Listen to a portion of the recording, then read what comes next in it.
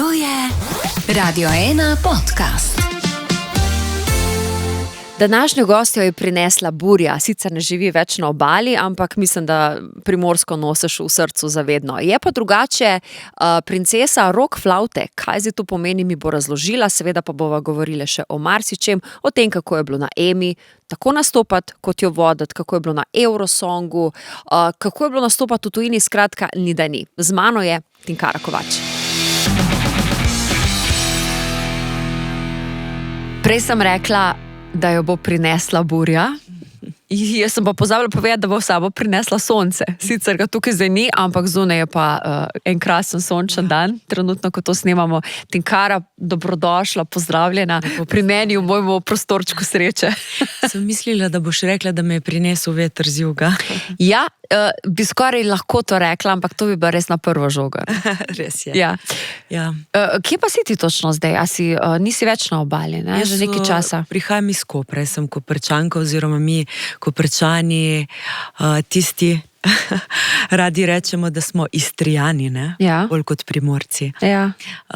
Tako da to sem, od tam izviram, sedaj pa že več kot 15 let živim na Krasu. Tako da burja je zelo umesen komentar, na Krasu tam najbolj močno piha. Ja, zato sem jo tudi uporabila. Ampak ti pa ne manjka obala, oziroma si verjetno toliko blizu doma, da si tudi zelo hitro spet ob morju, če ga začutiš, ne? Ja. In velikokrat najdem različne izgovore, da grem dol. Moja mama živi v Kopru, tako da. Super. Kako pa Kras vpliva na te? Pa Kras zelo dobro vpliva name, tam je taka lepa pokrajina, tam je mir, tam je Srečko Kosovel in predvsem moji otroci. Tam še vedno obe hodita v šolo, tako da imamo bazo, gnezdo, potem pa mene tako ali tako že zaradi mojega poklica vleče na vse različne konce Slovenije, ki jih imam rada. Ja, kaj si omenila Srečko Kosovela, to je tvoj najljubši pesnik, ne? Pa lahko bi rekla, ja. Čeprav je težko reči, da je eden, ne, ampak zagotovo med najljubšimi. Kaj ti je tako všeč pri njemu, oziroma zakaj si ga vzela malce za svojega? Ja, zato, ker je v bistvu medčasoven in kadarkoli, kjerkoli na svetu ga beremo, stvari funkcionirajo. Zelo je aktualen, še preveč. Poleg tega pa tudi napisal kar nekaj lepih pesmi za otroke. In jaz mislim, da vsi pesniki, pisatelji so najbolj celostni takrat, ko namenijo nekaj svojega repertoarja tudi otrokom. Še bi lahko o njem govorila, lahko pa čisto tako pravzaprav skoraj predpremierno povem tukaj pri tebi, da v naslednjem letu, ko obeležujemo žal 100. obletnico smrti, pa vendar Srečka Kosovela pripravljava z Urošem Cingesarjem velik projekt v sodelovanju z Radiem Koper. In tam se bo pelo poezijo Srečka Kosovela. Wow. Ja. Kako se pa lotiš takega projekta? Mislim, predvidevam, da bo nabor različnih pevcev verjetno tudi, z različnimi interpretacijami. Pa samo mi dva, moški in ženski pol. In mislim, da bo pri tem tudi tako ostalo. Super. Kako se je prišlo do tega? V bistvu tako, da sem že več kot 5 let nazaj uglasbila prvo pesem njegovo, O sajni smrti je naslov. Takrat je bila ravno pandemija. In sem se potem odločila za to pesem, kako Srečko Kosovel lepo pove, da je samo neskončnost in sprememba v drugo obliko, ne pa smrt, ne? Oziroma novo rojstvo. No, in tam se je začelo. Potem kasneje sem že igrala Srečka Kosovela z Big Bandom iz Nove Gorice in imela tam že en koncert in potem mi še vedno ni dalo miru in sem skupaj z Vladimirjem Jurcem prav med pandemijo ustvarila nekakšen recital, ki smo ga potem predvajali in streamali na YouTubeu in tam sem povabila nekaj glasbenih kolegov, Janeza Dovča, Nejšo, Ditko, Primoža Oberžano, Destroy in tako dalje. In smo potem naredili na kakšen kolaž pesmi, glasbitev Srečka Kosovela in še interpretacij različnih gledaliških igralcev. In še vedno mi ni dalo. In kar je bilo najboljše, da sem vmes poznala Uroša Cingesera, ki sem ga tudi navdušila nad Srečkom Kosovelom, in odkar se poznava sva ali on, ali jaz, ali pa skupaj uglasbila že več kot 30 Srečkovih poezij. In naslednje leto bova to skupaj z orkestrom in bendom pač predstavila publiki, in sicer se bo to zgodilo jeseni. Sliši se tako kot ena prava glasbena poslastica in predvidevam, da bo to zelo dobro. No? Ker gre predvsem, se mi zdi, hvala za to. Ja, mislim, da je največja poanta v tem, da ti tako čutiš njega. Ja, ker če bi bil to projekt, ki ti bi bil pač podan, izvoli, vem, da bi verjetno naredila profesionalno, ampak če nekaj delaš res strastjo in veliko ljubeznijo, se to verjetno čist drugače pol uresniči. Tako, plus toliko časa sem z njim, da mora obroditi sadove. Ja. Pa če ostanemo zdaj pri tiskani besedi, tvoja družina se je kar precej ukvarjala z črkami, temi lepimi na papirju, bom rekla, ne? V bistvu lahko malce osvetliš ozadje vaše. Če grem čisto od začetka, moj dedek, po strani moje mame, on je bil revizor v tiskarni Jadran. To je legendarna stara tiskarna v Kopru. Revizor pa pomeni, da je bil še 9. zadnji člen, ki je dobil knjigo ali časopis v roke in preveril, če vse štima. Tako si lahko predstavljaš, ko sem še kot otrok pošiljala razglednice iz različnih letovanj, da smo imeli cele debate, kako se napišejo razglednice, in vsakič je bilo nekaj narobe. Enkrat je bil prevelik presledek, enkrat sem narobe napisala naslov, enkrat sem narobe naslovila, recimo, nisem napisala najprej moškega, pol žensko, potem sklanjatve, pa datumi, pa podpis, pa najprej ime, potem priimek, nikoli obratno in tako dalje. Ampak danes, na današnji dan, obljubim, da znam napisati razglednico. A jih še zmeri pošiljaš? Ja, kolikor se da, ja. Okay.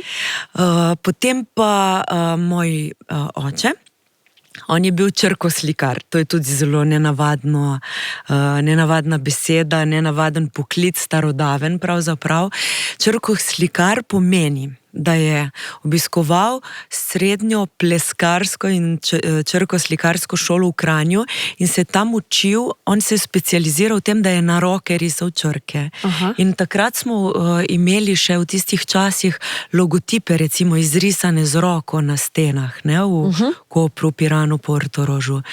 Ne vem, če greš, recimo, ne bom zdaj delala reklame, ampak recimo trgovina Parangal v Piranu ima še zdaj osnovo logotipa mojega očeta. Wow. Tako da potem je pa tudi tiskal, offset se temu reče. Doma smo imeli kdaj prav eno malo majhno tiskarno, na majice, potem delal je bedže, pa plakate, od Tartinija recimo plakat je naredil, tisti jubilejni. In seveda tudi, ker je deloval v okviru filmske produkcije oziroma kinematografov koperskih, je potem tam tiskal tudi plakate za različne filme.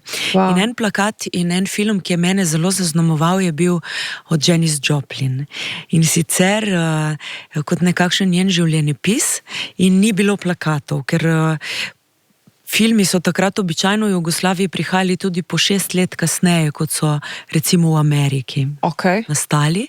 No, in še plakata niso poslali, in potem ga je moja mama narisala in moj oče natisnil, in tako da takrat smo mi proizvedli plakat za film od Janis Joplin. Wow. A je bila to pol že mal pot, tvoja glasbena pot?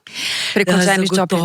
Zagotovo preko njej in preko v bistvu te bližine Italije in mojih staršev, tako kot vedno rečem, na pol hipijev, ki so tam kupovali in tihotapili plošče. Jethro Tull, samo to bom rekla. Je pa kriva tudi tvoja mama. Definitivno je kriva moja mama, zato ker je bila njihova velika fenica in mi je skozi dajala poslušati to čarobno flavto iz gozda in mene je seveda očarala. Potem kasneje sem kdaj razmišljala, zakaj se nisem učila igrati klavirja ali pa kitare, bi se lahko spremljala normalno, ne? Ampak danes lahko rečem, da sem jih hvaležna, da me je navdušila še malo bolj za flavto, ker je ta res nekaj posebnega in rock flautistov na celem svetu baje, da nas je zelo malo. Ja, k temu se absolutno še vrnemo, ampak ti si tudi v bistvu nastopala z njimi, a ne? Res je? Ja, to je bilo to na nek način izpolnitev nekih skritih želja oziroma en poseben moment v tvojem življenju najbrž. Mogoče ne bi tako opisala, bolj bi opisala to, da pravzaprav idoli obstajajo, ko smo še zelo majhni. Ja. Vem, jaz sem imela za idola Michaela Jacksona, ko sem imela 10-11 let, ne? Ampak potem se mora to nekako malo končati. Zato, ker če nekoga spravljamo v višave, enostavno sebe ponižamo, ne? In delamo v glasbi hierarhijo. Če pa jemljemo recimo glasbenike kot neke glasbene kolege, se lahko od njih učimo in postajamo vedno boljši. In to je bila zame izkušnja z Jethro Tully.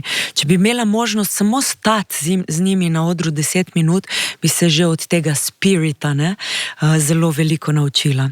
Tako pa sem z njimi igrala in mi je bila to fantastična popotnica prav za mojo rock flauto in za ta odrski žar, ko greš do konca.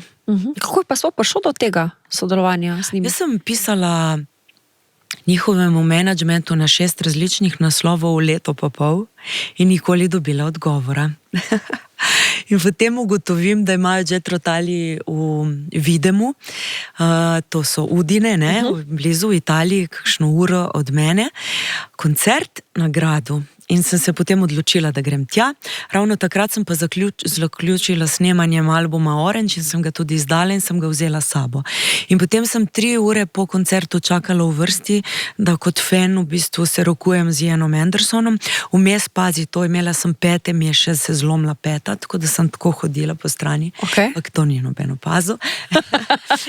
In potem sem njemu podarila svoj CD in sem rekla, gledajte, za razliko od vseh teh, ki so tukaj v vrsti in že tle 3 ure pač jih čakam, da zaključijo.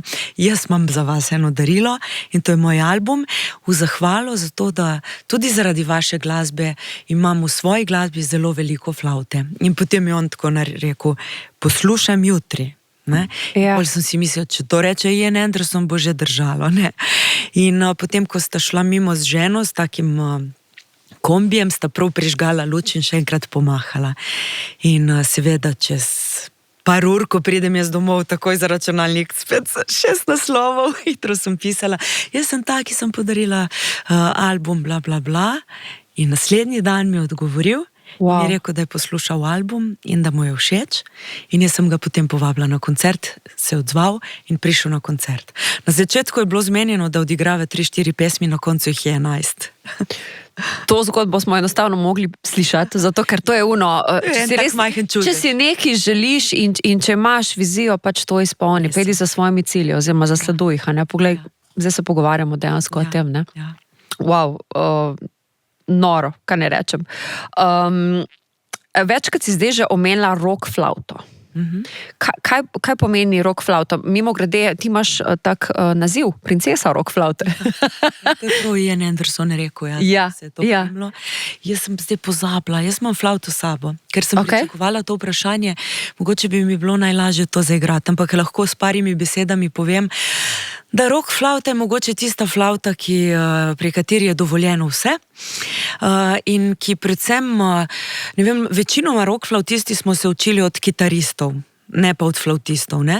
In zato imamo v bistvu v sebi notri tako kitaristično liriko, melodiko, obenem pa uporabljamo tudi kakšne take nenavadne zvoke, ki se v klasični glasbi ne uporabljajo. Zato jaz večkrat recimo tudi pojem zraven, kričim v flauto in potem nastane tak poseben zvok. Se pravi, lahko rečemo, da je malce bolj agresiven pristop do igranja?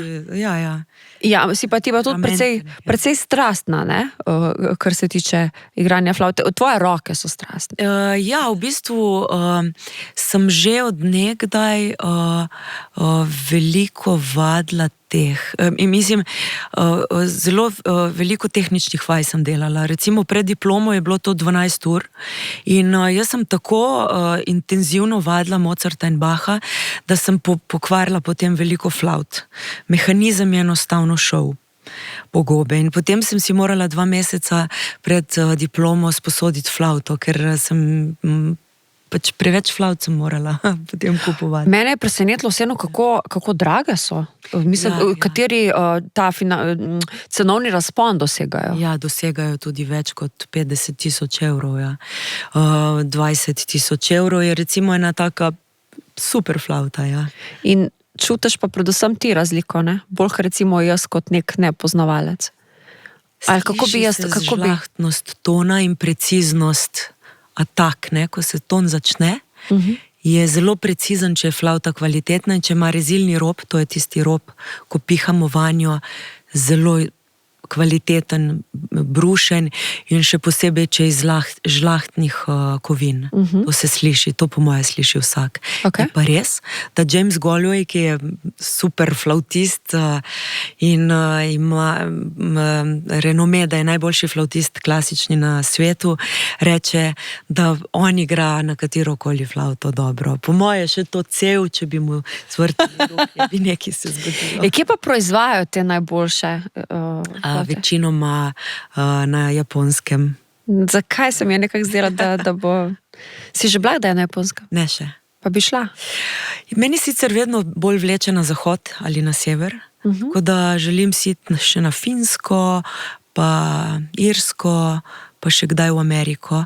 Ampak zagotovo ja, tudi Azija, ampak moram reči, da ni na prvem mestu. Islandija si že bila? Ne. Nekako mi tako tvoja energija in tvoja prezenca bi te ful umestila kot neko princeso tja gor. Hvala. Stara leta se preselim. Ja, ampak boš zdaj še ostala pri nas. Še malo. Te še ne damo.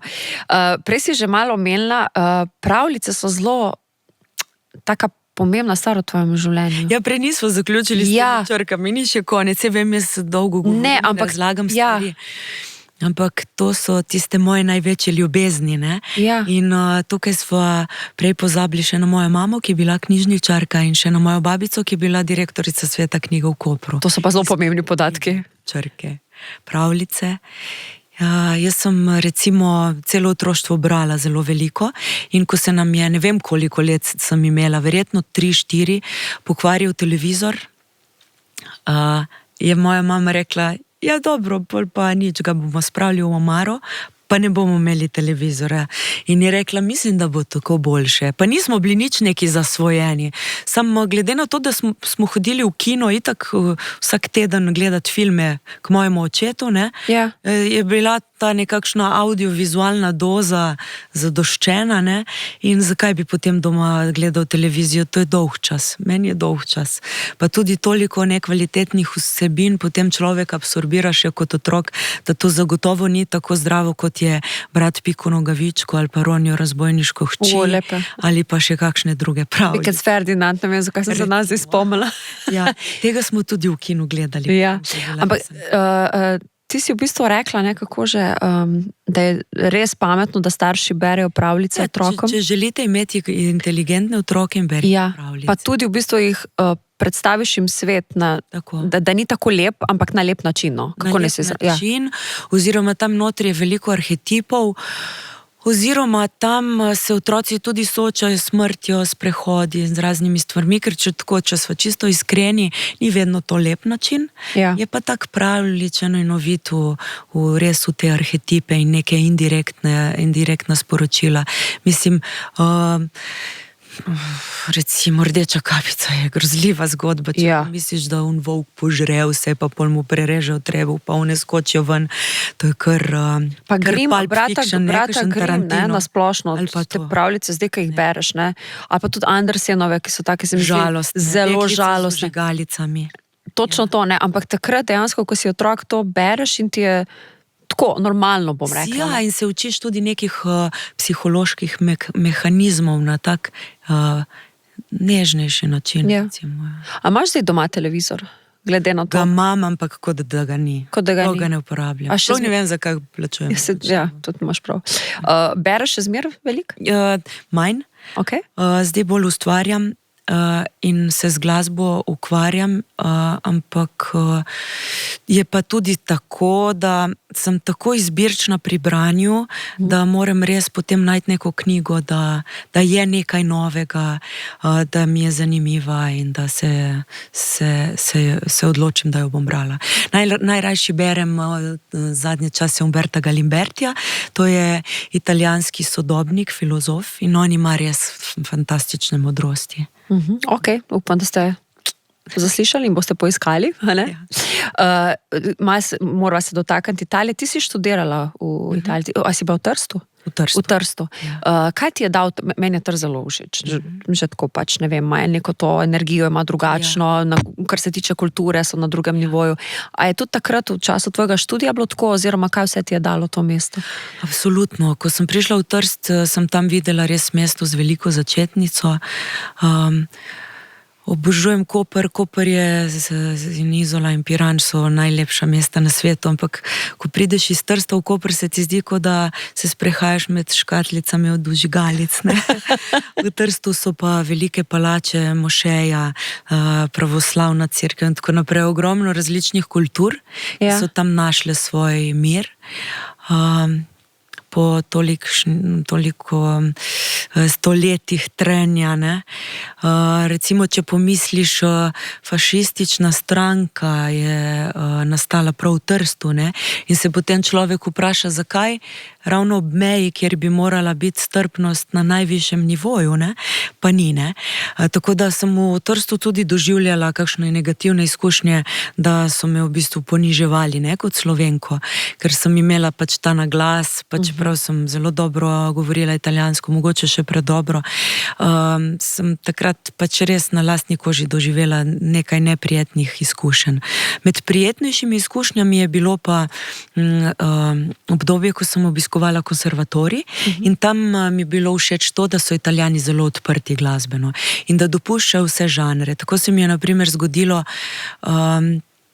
da je učiteljica med poukom solfeđa in harmonije vzela moj veter z juga in smo ga potem tam med poukom analizirali in na koncu pouka je sledil aplavz.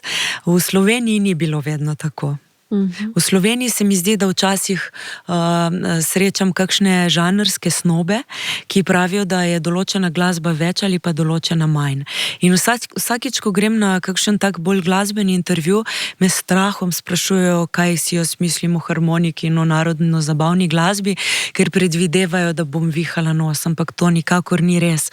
Če je glasba kvalitetna, je vsakršna glasba dobra in ima svoj namen in je prav, da v tem glasbenem mozaiku obstaja. Zelo dobro. Torej, obstaja po tvoje dobra in slaba glasba? Ja, to pa ja. To pa ja? Ja. Okay, kako ločiš oziroma kaj je primer slabe glasbe? Mislim, več je parametrov. Recimo, če greva po vrsti, bom skušala na približno med pomembne dati po vrsti, ne? Kaj je. Tudi v različnih strokovnih žirijah smo se vedno to pogovarjali. Recimo na Eurosongu. Če gledava samo vokal, je najpomembnejša stvar, ki jo najprej vsak sliši in je sploh tisti predpogoj, da se sploh začnemo pogovarjati, intonacija. Torej, da pevc ne fuša. Tako. To, prosim. To je krosnova, se mi zdi, ja. Drugo. Zdaj eni bi dali malo kasneje, ta moji parametri, pa pri meni zagotovo na drugem mestu, če ne prvem, besedilo in zgodba v pesmi, sporočilnost. In slovnica, ne? Torej v bistvu, da pesem, neka določena pesem se avtor odloči, da bo nekaj napisal in da sledi koherentno od začetka do konca temu sporočilu. Ne, da je prva kitica neki, druga kitica prav vidiš, da iz pete ven povleče, govori nekaj o oblakih, potem tam neka rima, ki ni rima in tako dalje. To. Potem so pa tukaj tisti glasbeni parametri. Obstajajo tudi svetovni hiti, ki imajo prav harmonske napake, zdaj to nikogar kaj preveč ne zmoti, ne? Je pa res, da recimo en David Bowie ne bo bo tega naredil. Če bo pa namensko naredil neko disharmonijo, ne, se bo sam za to tako odločil. Ne. Obstaja pa dosti hitov, ja, ki ima napake tudi v harmonskem smislu in mene takrat malo zaboli ušesa. To je potem tudi stvar, kako kultiviramo v bistvu svoj posluh, koliko se v življenju ukvarjamo s tem. Ne? In na koncu ali pa na začetku je pa tisti ultimativni, v bistvu, tisto ultimativno rešeto, da je glasba tako narejena in to je tista čarovnija, ki pa je ne znamo pisati, da v enem človeku nekaj premakne notri. Beseda čustvo, ne, emotion, ne, oziroma emocion, izvira iz latinščine in pravi, da premakne meso, ne, to je izvor. To pomeni, da nekaj premakne v nas, ne, da se zgodi v nas prav fizično neka vibracija, da nam srčni utrip mogoče malo poskoči, da dobimo kurjo polt, da jočemo. Ja. Se nekaj fizičnega prav zgodi. In takrat je to ta čarovnija, ki je tudi nek ultimativni izpit, ne, sprejemni za to, a tista skladba pusti pečat, služi svojemu namenu ali pa ne. Super. In to ne glede na žanr. Ne glede na žanr. Tako, ker največ se mi zdi polemik okrog tega, ko sem te vprašala, dobra, slaba glasba, leti na žanr. Ne, zdaj, ali je harmonika zdaj posledično slabša glasba, oziroma je neka klasika boljša glasba, ne? Ne, jaz imam to teorijo, da ne, da ni hierarhije v tem smislu. Ja. Tako da znotraj vsakega žanra nekaj najdemo. Pa se podobno bi lahko tudi rekli, ne vem, naprimer za knjige, kaj zdaj, novele so manj vredne od strokovne literature ali pa ne vem,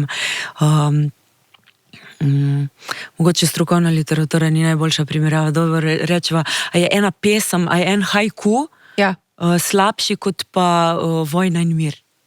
Ne, sploh ne moreš tega primerjati v bistvu. Tega res ne. In je krivica za Vojno in mir ali pa za tisti haiku, da jo primerjaš. Ali pa tako kot recimo drevo, da bi rekla, da bambus je manj vreden od evkaliptusa ali pa evkaliptus je manj vreden od sekvoje. Sekvoja ima tako deblo, evkaliptus in bambus ima tako. Sta pa oboje drevesi, ne? Tinkara, ti si emo dala, če jaz bom rekla, z vseh zornih kotov. Ti si bila nastopajoča, ti si bila voditeljca, ti si bila v komisiji tudi, ne? Še back vokal. Enkrat 100 let nazaj, mislim, da nisem bila niti polnoletna. Kje si pa najbolj uživala? Zagotovo takrat, ko sem zmagala, ne, in šla naprej na Eurosong. Kakšna je bila pa tvoja izkušnja na Eurosongu? Ker z vsakim, ko se pogovarjam tukaj, recimo, ki je moj gost, pa bom rekla, ja, je bilo super zastopati svojo državo in ta ponosen moment, hkrati pa zelo naporno, intenzivno.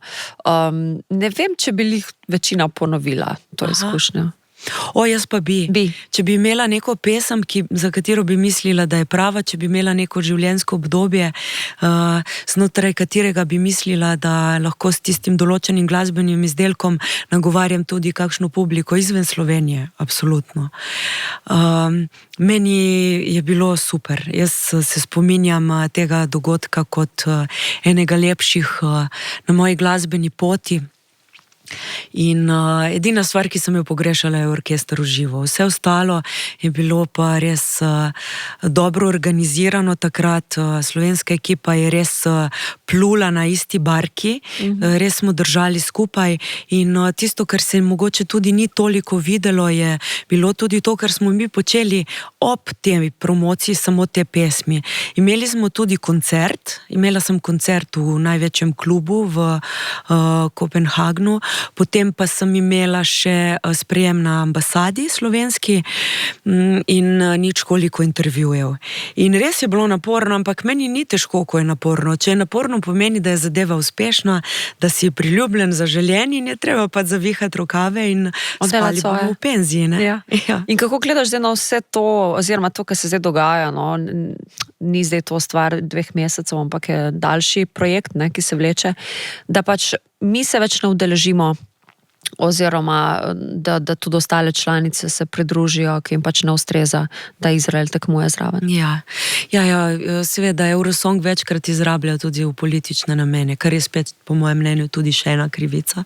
Sicer jaz verjamem, da vsakršen prijem, vsakršen način, ki se zavzema za mir, univerzalni mir na vseh straneh meje, ne glede na to, na kateri meji si. Ne? In tudi to kazati vedno enega krivca je po moje tudi krivično. Jaz mislim, da je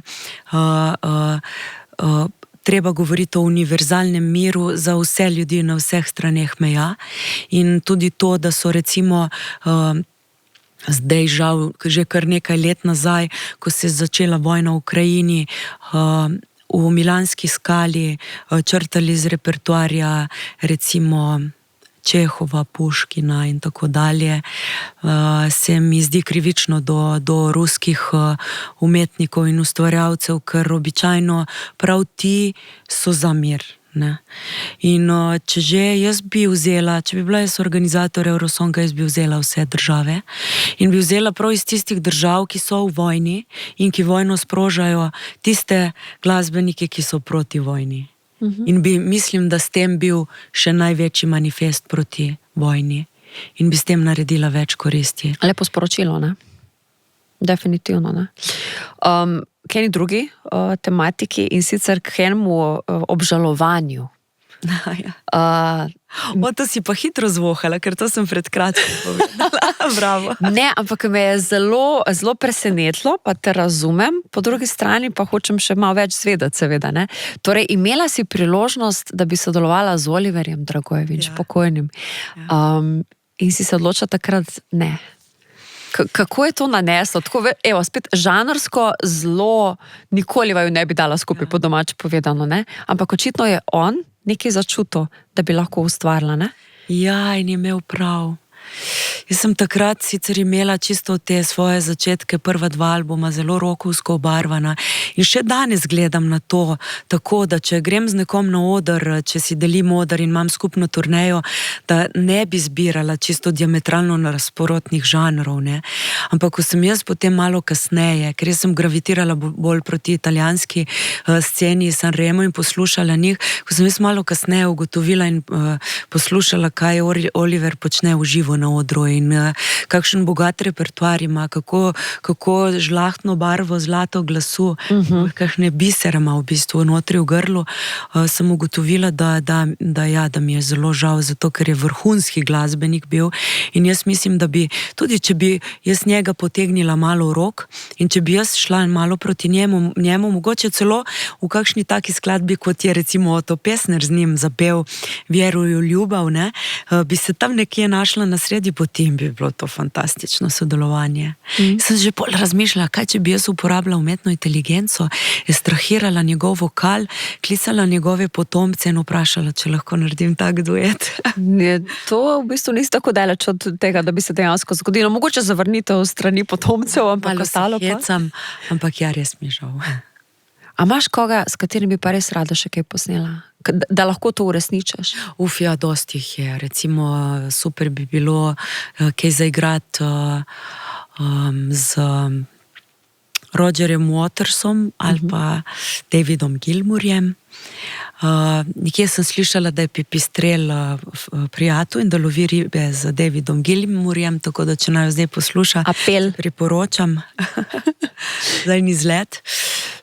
Drugače pa ja, ogromno glasbenikov, ne vem, iz Italije Alex Britti, naprimer, Mina, naprimer, veliko jih je.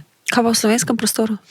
Pa v slovenskem prostoru sem pa že skoraj z vsemi. Ja, ampak so prišli so novi. Manjka ti Vlado. Za njega en komad, pa upam, da bo prišel enkrat en čas, da to realizirava, ker sem pred leti napisala prav en komad, ki govori prav od reke do reke naslov in govori od Soče do Mure in potem cela ta pot vmes, ki se zgodi, plus notranji premiki med prvo in drugo svetovno vojno, ko so se dogajali, da so v bistvu Primorci migrirali gor v Mursko Soboto. Ja. In glede na zakartano uro, on to čuti, to tematiko, verjetno. Mislim, jo malo razume. Ja, absolutno. Moram se dotakniti še enega glasbenika, ki ga žal tudi ni več z nami, ampak očitno sta vidva bila povezana prav družinsko. Marko Doles, Ana Pupedan. Ja, res je, ja. Dogodek oziroma njegov odhod nas je vse, mislim, sploh ljudje, ki smo iz teh krajev doma, nas je zelo zaznamoval in nekako pustil eno tako rano, ki pa se očitno celi, kot vidim, bo Ana Pupedan nadaljevala s svojim ustvarjanjem dalje. Zdaj, dva sta bila sorodnika. Daljna sorodnika. Iz istih krajev, ja. Moj oče je iz Trnja, on je pa iz Petelin in sem videla v njem, na njegovem obrazu, kar nekaj potez, ki so me spominjale na našo družinsko vejo. Smo se pa tudi družinsko srečevali kasneje z mojima otrokoma in z očetom mojih 2 punc in smo veliko ur prepeli skupaj in se imeli dobro. Se pa v bistvu to zgodilo relativno blizu nazaj, tako da jaz sem 2 dni preden je Marko preminul, napisala eno pesem, uglasbila od Srečka Kosovela Sonce ima krono. In ta pesem sem jo videla kot vizijo na Šebrelski planoti. In sem zato v uvod dala melodijo Neandertalčeve piščali. In takrat je bila to ena taka nadnaravna povezava, ki se je zgodila prav v tistem času, ko se je on prav na tisti točki odločil, da gre proti soncu na še svoj zadnji sprehod. Kakšna zgodba. To me je, ti imaš v bistvu sorodnike, ne, v Pivki. Jaz sem pa tudi blizu doma in to pa moram zvedeti, ne. Pivka in Palče, ja. Pivka, to so zelo ustvarjalni kraji, moram priznati. Tam je tudi neki festival alternativne glasbe malo bolj prisotne. Se ti na nek način ti je tudi blizu, ne, alternativna glasba, ne? Ja, seveda, jaz sem tudi s tem rasla v mladinskem centru v Kopru, v MKC-ju, takrat pri Marku Breclju sem svojim 11 let starejšim stricem preživljala vse vikende med poletjem in sva tam obiskovala različne koncerte in tako dalje, pa tudi moja mama me je približala tej glasbi in jo imam v sebi, všeč mi je tudi, velikokrat si zavrtim kakšno disciplina kiču ali pa kaj takega. Tudi album Rastemo ima dosti teh elementov, ki sem ga naredila z Iztokom Turkom. Tako da, to mi je blizu. Trnje fest, ne, sem tudi večkrat šla tja, s šotorom smo šli družinsko in tudi tam imam eno idejo, da bi enkrat naredila CD, ki bi se imenoval Trnje v peti. Trn je v peti, ali pa Trnje v peti, ali pa Trnje v peti, tako poetično, zato ker pač od tam izvira moj oče, ne. Super, meni se zdi super ideja. Tako, vse 3 variante so super. V bistvu ti si zdaj druga, bom rekla, od 3 punc, ki jih gostim, ki so konec koncev zaznamovale tudi moja mladost in sicer se pravi ti, pa Lara Baruca in pa Anika Horvat, ne? Zelo lepo. Jaz sem tudi malo špijuna, ne? In sem slišala, da si pri Lari omenila, da bi nas enkrat povabila na skupni intervju z veseljem. Vem, da nas ti k sreči ne boš zamenjala, ne? Kar se meni in Aniki velikokrat zgodi. Jaz recimo nekam pridem in mi rečejo Anika, Anika pa pride nekam drugam, pa njej rečejo Tinkara. In to je neverjetno, zato ker Mario Galunič se enkrat pohecal na enem skupnem nastopu na Slovenski popevki, da bi nama lahko rekel tako rekoč, da smo eno jajčni dvojčici, pa ne lih obratno. Vse na nama dvema je nasprotno. Od glas do karakterja, do vsega možnega. Tudi do muske konc koncev. In glasbe. Vse, ne? Ampak energija med vami 3 je pa vse se razumete, ne glede na to, kaj ustvarjate, ne glede na to, kako izgledate in kaj vam je blizu. In to prijateljstvo furate dalje, ne? Ja, to je ste vsaj v nekem stiku, no? Tako spoštljivo prijateljstvo, nadaljavo, glasbeno, ampak jaz vem, da za Laro in Aniko, če bi me poklicala katerakoli od njiju sredi noči, da je, ne vem, v Murski Soboti počela guma, jaz bi se usedla v avto in bi jo šla iskat. To je pa ful lepo. Tebe je pa tako dobro, res si vidite za prijatelja, ta je kar dolga. Tikara, kaj te je nazadnje navdušilo? tako dobro mi govoriš neke stvari, neko to svoje razmišljanje mi pač predstavljaš, da me zanima, kaj te je nazadnje navdušilo. Na splošno? Ja, lahko na splošno. Da navdušiš zdaj še nas mogoče. To moram pa prav pomisliti, ker mislim, vsak dan me nekaj čudi in navdušuje. Je pa res, da če bi morala pomisliti, in to je bila moja prva asociacija na eno tako največje notranje navdušenje, je to zagotovo vezano na moji hčerki. Kako lepo odraščata in kako ohranjata svojo lastno identiteto. A sledita tvojemu poslanstvu, glasbi pa to? Da bi bili oni dve glasbenici in da si želita to po poklicu, ne bi rekla, je pa glasba njun način življenja in jo imata zelo radi. Kaj poslušata? Gala posluša v bistvu kar stari rock, Alma pa je zaprisežena fenica Billie Eilish. Ok. Ljudje z mnenjem torej, ne? Ni tukaj ozkogledosti, ampak gledamo širše, ne? Kar je verjetno tudi tebi zelo všeč. Ja. Kako pa na tvojo glasbo gledata? Na to, kar smo mi odraščali, veš, veter z juga in tako naprej, ne? Ja, ko smo v avtu, kar dostikrat vrtimo mojo glasbo in pojemo na vas glas skupaj, všeč ima je. Imajo kola, ne? Kdaj ste pogotovili, da ti nisi samo mama, ampak da te imamo tudi mi malce vsi za svojo, ne? Da si naša pevka ena boljših, definitivno. Čisto na začetku, ko sem postala mama, torej ob Gali, je bilo tako, da sem svoj prvi album posnela album Uspavank. In jaz sem navdušena, tudi ilustratorka Polona Lovšin je narisala Galo na ribici, ki je na naslovnici albuma, in jaz to veselo začnem Gali pet in ona ni želela, da pojem. Še kot dojenček, kot tudi majhen otrok malo kasneje, se je zdelo, kot da mene glasba odnaša stran od nje. Kar je mogoče malo tudi res, ker jaz, ko pojem, odplavam čisto nekam v nek paralelni svet. In ona kot otrok je to začutila. Od svojih glasbenih kolegov sem to tudi slišala parkrat. Mislim, da, če se ne motim, je to, kad to podobno rekel za svojega otroka, da ne pet, ne igrat, tišina. In to je trajalo kar dosti let.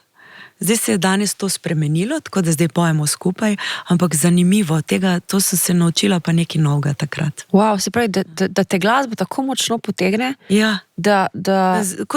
Kot da me ni več, ne? Tam pri otroku. Ja. Otrok pa rabi prisotnost, ne? In da to začutijo, ne? Ampak spremenila si se pa verjetno tudi ti, ne? Ko si postala mama? Da bi se prav v nekem svojem jedru spremenila v nekaj čisto drugega, ne? Sem pa postala boljši človek in sem ukrepčala tiste svoje največje potenciale. Ja, prioriteta se tudi malo spremenijo, ne? Absolutno, ja. A ti je kdaj, ne vem, mogoče ta občutek svobode, ki jo vseeno imaš, preden postaneš mama, a ti je kdaj zmanjkal? Tako, da si jo malo začela pogrešati? Niti ne. Sem imela srečo, da smo vsi skupaj potovali, bile sta recimo tudi z mano na Eurosongu. Aha, sta šli gor, seveda. Ja, v dvorani, pa zadaj, pa skupaj smo bili v hotelu, tako da smo preživljali maksimalno veliko časa v vseh agregatnih stanjih, ne, glasbenih, skupaj in nisem nikoli tega čutila. Ne, jaz mislim, da ko sem postala mama, sem bila še bolj svobodna, še večji zagon sem imela. Takrat sem začela zmagovati na festivalih. Alma je imela samo 3 mesece in sem že zmagala prvi festival. In potem se je to vrstilo kar en za drugim, tako da nisem tega nikoli tako čutila. Kakšna mama pa si? Kako bi sebe opisala? Joj, težko sebe opišem. Ja. Bom mogoče citirala malo koga drugega ali pa recimo svoje otroke, da včasih mi pravita, da bi lahko bila mogoče še malo bolj stroga, potem pa zagotovo sta hvaležni zato, ker sem ju uvedla v ta pravlični svet in po drugi strani pa ju vedno vključevala v svoje življenje, tako da sta se ogromno stvari naučili, kuhati, kvačkati, tudi ustvarjati na različnih področjih, glasbenem, likovnem, vse živo. Tako da, ne vem, recimo to. Zelo v redu. Zdaj pa morava še par besed o še eni ljubezni, ki bi recimo tudi lahko sedela na tem kavču, ampak danes je pogovor rezerviran samo za naju dva, in sicer o Urošu. Ja. Vidva sta koliko časa sta skupaj? Ja, zdaj bo kmalu že 2 leti. In v tem času sta že ustvarila skupen komad? Ja. Oziroma pripravljata za drugo leto skupni projekt, se pravi Kosovelov, in verjetno imata še kaj v planu, ne? Midva imava ne samo eno pesem. Ena pesem je, ki je tudi že izdana. Ja. To je res, ampak od Kosovela recimo že več kot 30 skladb, potem pa tukaj bi lahko rekla še sigurno enih 30, tako da tukaj je materijala za več albumov in zdaj že zbirava recimo različne sklope skladb, ker naju pelje v različne žanre in svetove. Ampak on je zelo zanimiv človek, ne? On je v bistvu pripravljal album s 500 skladbami, a ne? Vidva sta se takrat spoznala. On oziroma še to pripravlja. Še pripravlja, prav v tem času, kmalu bo ta album tudi šel, in to je dejansko svetovni rekord. Po vseh parametrih je to svetovni rekord, ki še nima uradnega naziva za to, ampak jaz sem prepričana, da ga bo dobil. In seveda je zelo zanimiv in zelo ustvarjalen. On v bistvu glasbo ustvarja tako, kot bi nekdo drug pisal dnevnik. On vsak dan gre v studio in ustvarja. In rezultat je ena nova pesem, skoraj vsak dan nova. Wow. In zelo fascinantno in navdihujoče mi je to, ne, da sem se jaz ravno približno 2 leti nazaj tako sama s sabo pogovarjala, rekla, veš, ko razmišljaš o svojih sanjah in o ciljih, ne, novih, da bi bila še bolj avtor in manj koncertov. In prav Uroš mi to prinaša v življenje, ki je pa tako zelo avtor, ne. Tako da v bistvu jaz še vedno ne tako zelo ustvarjam kot avtor, bolj kot izvajalec, ne, ampak vseeno v njegovi družbi vedno bolj. In to mi je fascinantno. No, to sem hotela povedati, en tak konkreten primer, da recimo, ko jaz pokličem po telefonu, no, da prihajam z avtom, je to približno 2 uri, ne, od mojega do njegovega doma, in potem on gre v studio in začne nekaj delati, neko glasbo. Tako po navdihu, naključno. In ko jaz pridem, manjka še vokal in besedilo. Ampak prideš ti. In pridem in potem jaz začnem snemati in potem je to super izkupiček dneva in druženja, ustvarjanja, da nastane potem vedno en nov komad. Pa od kje črpa toliko navdiha? Mislim, jaz mislim, najbolj iz sebe, iz svojih globin, drugače pa tudi seveda iz sveta, ki ga obdaja, in je tako izuril to veščino izvajanja, tudi glasbene, ker namreč sam odigra na čisto vse inštrumente, tako da se v bistvu lahko zelo čisto poda notri v glasbo, je sam s sabo, nima nobenih zunanjih motilcev in faktorjev, ampak gre po čisti liniji do nove skladbe, do novega glasbenega izdelka. Wow. Res kreativa, izjemnega dometa in razpona. Ja.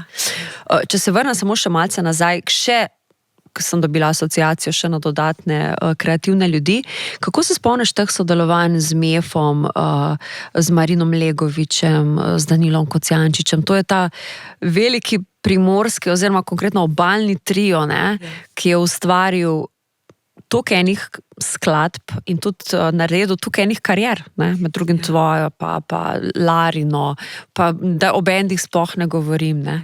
To je bilo že tako, ker so enega začeli, ko so enega omeli, so že drugi sledili, si že vedel, to je bil pač ta paket. Ja, rekli so dostikrat Kopru, da je Liverpool, lahko bi rekli recimo njim, Danilu Kocijančiču, Dragomislevu Mefu in še celi druščini okrog njiju, katere motor sta bila prav ona dva, ne? Ja. Da so bili nekakšni Beatli z dodano vrednostjo, ker so namreč pisali glasbo tudi za druge. In takrat sem jaz imela srečo, da ko sem imela 13-14 let, se je Danilo Kocijančič sprehajal sprehajal po Izoli in šel na svetilnik in tam sem jaz pela glasbo drugih v enem bendu na terasi, v pizzeriji tam na koncu. Še vedno je tam pizzerija, še vedno je tisti oder. Enkrat moram narediti koncert. Nova ideja. Ja. In takrat sem bila tako mlada, da moj nono in moja nona sta me čuvala, ker smo morala imeti skrbnika vsak dan tam, ne? Ja. In tako da Danilo Kocijančič je prišel mimo, jaz sem pa izvajala skladbo What's Up od Four Non Blondes. Top. In to ga je navdušilo in je rekel, evo, to moramo nekaj narediti. In potem je dejansko počakal, da sem postala polnoletna. In malo prej, preden sem postala polnoletna, kakšen mesec prej sem se jaz odločila, ok, stop z petjem glasbe drugih, zdaj hočem svojo avtorsko glasbo.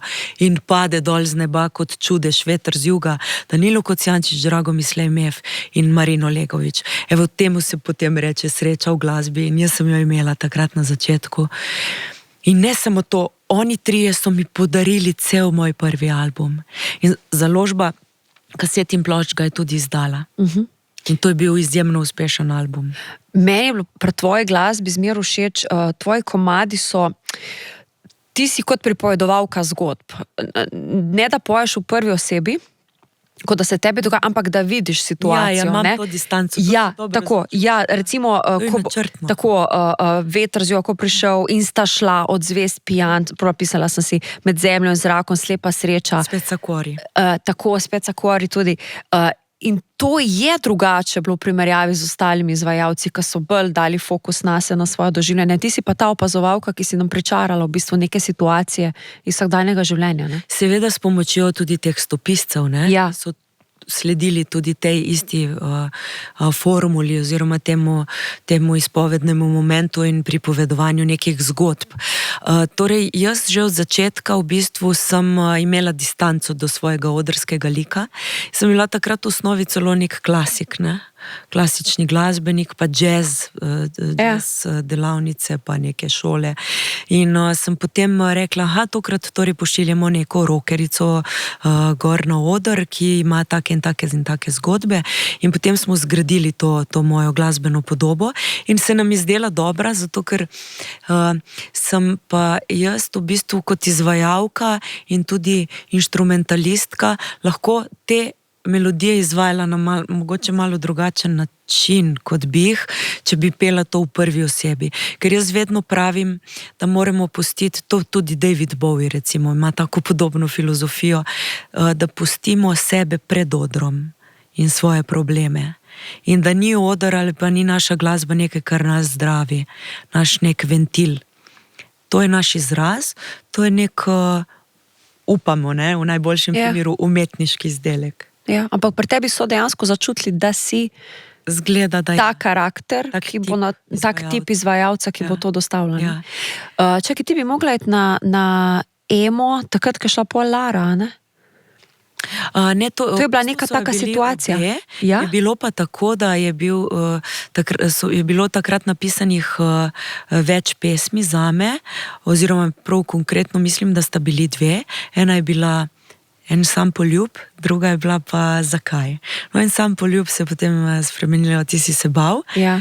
In ker sta obe skladbi čudoviti, ju je bilo škoda, ne, da je v tistem žaru, ko sta nastali, damo kar eno v predal, ne. In se je potem Danilo Kocijančič odločil, da Lari podari pesem Ti si se bal, in prav je naredil tako, da sta potem obe bili izvajani na tej emi. Ja. Kot sem že Lari povedala, no, nam vsem, ki smo vas spremljali takrat, puncam je bilo blazno všečne, kako ste pristopili k temu, s kakšnim odnosom do sveta, kako ste izgledali, kako ste kršile pravila in tukaj moram še enkrat to poudariti, no, da že takrat se je začelo, to neka ta mentaliteta se mi zdi, da nismo si popredalčkani, ampak da lahko izstopimo iz nekih teh okvirov. Ne? Res. Ja. Takrat sva z Laro tudi nastopali skupaj, malo pred tem, ko sva izdali album, kot back vokalistki pri skupini Halo, torej pri Danilu Kocijančiču. In ti moram povedati, da jaz tudi za Laro dam roko v ogenj, če bi naju zdaj tako vzel pa rekel, čez 1 uro je koncert, bi znali zapet od začetka do konca. In med nama je bila vedno tudi ta neka povezava, neko zavezništvo, tudi če se nisva slišali ali pa se ne slišiva vsak mesec po telefonu ali pa vsak dan, ne. Jaz vem, da ona je tam, da dela dobro in da sva skupaj. Girl power, a ne? To je to. Ti kar da mi še povej, kaj, vemo za Kosovela, kaj pa še pripravljaš v prihodnje, pa kje te lahko ujamemo, slišimo? Ja, izšel bo moj album duetov 8. decembra. Super. Ja. In tega bo pospremil tudi veliki koncert ponovno po dosti letih v Cankarjevem domu, kjer bom imela glasbene goste. In sicer Oto Pestner bo moj glasbeni gost. Na tem večeru bova skupaj tudi predstavila eno novo pesem, to bo Presenečenje. Okay. Potem bo z mano Anika Horvat, ki ima tudi 2 skupni pesmi. Potem pa tudi Uroš Cingesar, s katerim bova odpela tudi par skladb. Z mano bo moj band, mogoče še kakšno glasbeno presenečenje, potem kasneje pa bodo sledili koncerti po Sloveniji. Tudi v Pivko grem, in sicer 30. januarja. Pišem datum. Top. Tako da tam bomo, potem auditorij Portorož in tako dalje, tako da bo še veliko koncertov prav v znamenju tega albuma in te turneje. Potem kmalu zatem se bodo pa začeli odvijati projekti, kot je Srečko Kosovel, kot sva rekli. Potem pripravljam en album, ki bo naslov Made in Italy in bo moja povezava z Italijo. Potem pa moj album, za katerega komi čakam, in sicer moji lastni komadi, ki so nastajali v tem obdobju. In potem še trojček, ki zdaj manjka še najin album duetov z Urošem, ki ga tudi zdaj počasi zaključujeva, tako da preveč. Definitivno najbolj delovna glasbenica, kar jih je tukaj le sedelo, pa z vsem spoštovanjem do vseh, ampak toliko enih projektov pa še ne. Tinkara, hvala ti, ker si prišla, hvala, ker si mi ponudila čist en drugačen uvid v glasbo, zelo lepo, res, prav pobožila si mi dušo in hvala za vse, kar delaš in deli tako dobro še naprej. Ja, glej, jaz lahko isto rečem zate, hvala za vse to, kar počneš, tudi nam glasbenikom, ko v teh časih hektičnih, ko nikoli ni dovolj minut, da lahko v eter povemo in predstavljamo svojo glasbo, nam namenjaš ta prostor, da si z nami. Z največjim veseljem. In jaz te tako jemljem, kot da si naša kolegica glasbenika. Hvala lepa, to mi največ pomeni. Še enkrat hvala. Hvala za povabilo. Hvala.